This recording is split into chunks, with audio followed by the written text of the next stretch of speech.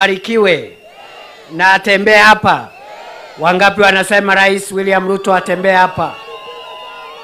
Bas, tumekuja hapa kwa sababu kazi yetu ambayo tuko nayo ya maendeleo ya taifa la Kenya bado tunaendelea nayo, na tuko na ripoti ya ile mambo ambayo tumeweza kufanya mpaka sasa na ile ambayo bado haijafanywa. Tuko hapa kuwaambia ya kwamba tutaifanya, kwa sababu tuko na miaka 2.5 ya kukamilisha ile kazi ambayo imebaki. Niseme ya kwamba tunaendelea kung'ang'ana na kuimarisha uchumi wa taifa letu la Kenya, kwa sababu mahali tulipata uchumi ilikuwa katika chumba cha mahututi. The economy was in a bad situation kwa sababu ya corona na COVID-19 ambayo ilifunga uchumi wetu kwa zaidi ya mwaka 1.5 hapo 2020-2021. Hiyo corona ama COVID-19 vile iliharibu uchumi, ndio unaona saa ile tunapiga kura ya kuchagua rais, uchumi ulikuwa katika mahali pabaya. Lakini tumejaribu kung'ang'ana na kustawisha ama kudhibiti uchumi. Tumepata mafanikio kiasi, lakini bado tuko na kazi ya kufanya, kwa sababu tungetaka uchumi uendelee kuimarika hata zaidi.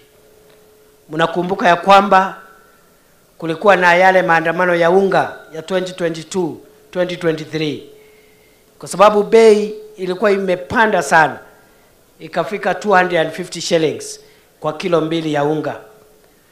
Tumejaribu kudhibiti bei ya unga tukitumia fertilizer ya ruzuku ambayo imepunguzwa gharama. Ile fertilizer tulikuta ikiuzwa 7,000. Tumetumia pesa ya serikali kupunguzia wananchi bei ya hiyo fertilizer.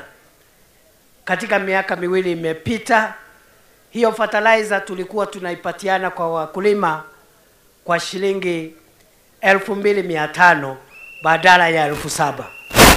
Hiyo fertilizer ya ruzuku, pamoja na bidii ya wakulima, pamoja na Mwenyezi Mungu kutubariki na mvua, ndio imesababisha kudhibiti bei ya unga kutoka mahali ilikuwa 250, sasa iko about 150. Lakini bado tunakazana kuidhibiti zaidi, ndio ikuje 100 au hata chini ya shilingi 100 kwa kilo 2. Kwa hivyo kuna ile kazi tumefanya ya kupunguza, na bado tunaendelea na hiyo kazi.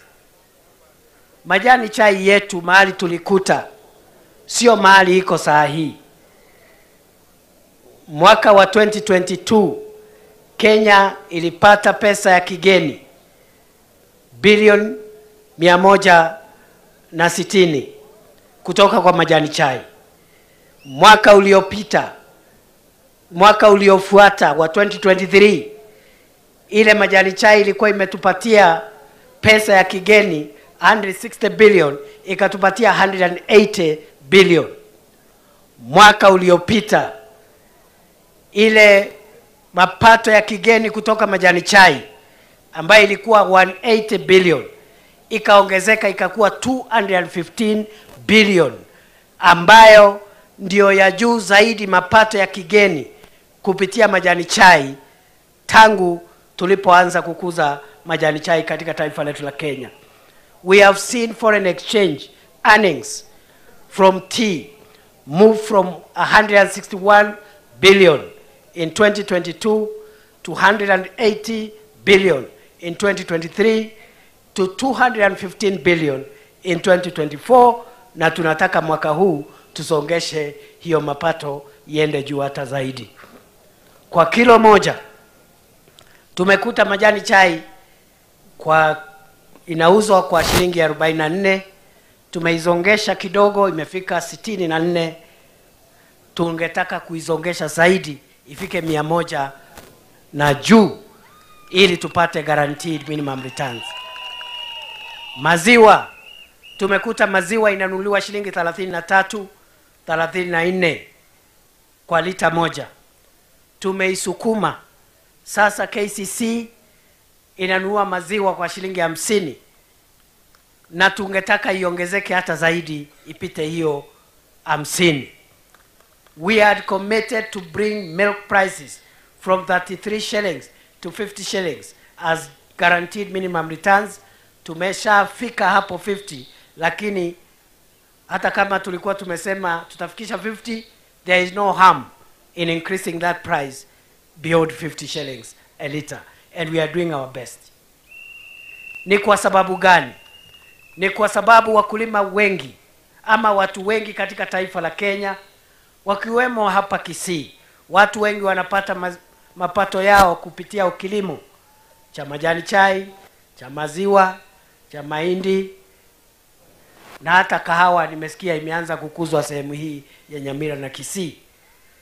Kahawa, kwa zile sehemu zinakuza kahawa, and I really want to encourage the people of Kisii and Nyamira to plant more coffee, because coffee has become very profitable.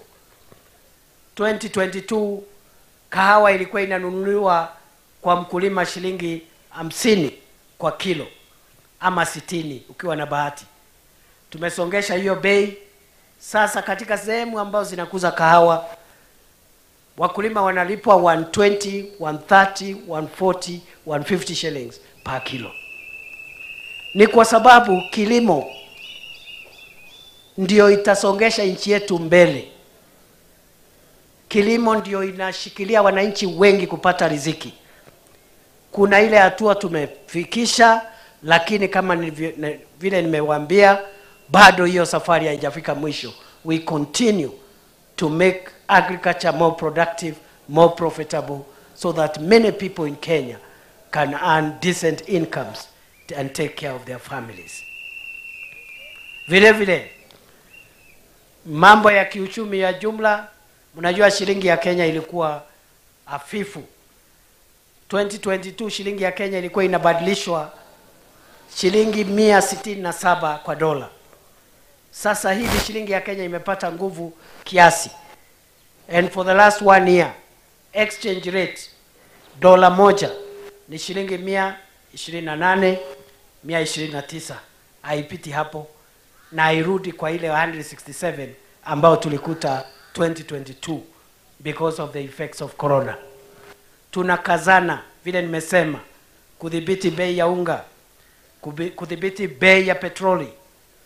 Petroli ilikuwa imepanda na wananchi wengi wakaumia zaidi, kwa sababu lita moja ilikuwa inanunuliwa na shilingi 217.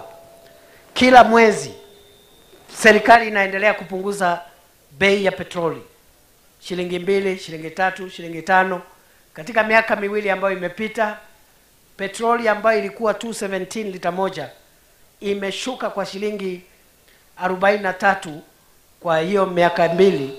Sasa inaenda lita moja 174, na bado tunasukumana na hiyo bei iteremke hata zaidi, ndio mwananchi apungukiwe na mzigo wa gharama ya maisha. Tuendelee na hiyo kazi ya kupunguza bei ya bidhaa muhimu kama unga na petroli, na kuimarisha nguvu ya shilingi ya Kenya, na kuimarisha bei ya majani chai na kahawa na maziwa ambao watu wengi wanapata riziki kutoka pale. Tuendelee, tusiendelee jameni? Tuendelee na hiyo kazi.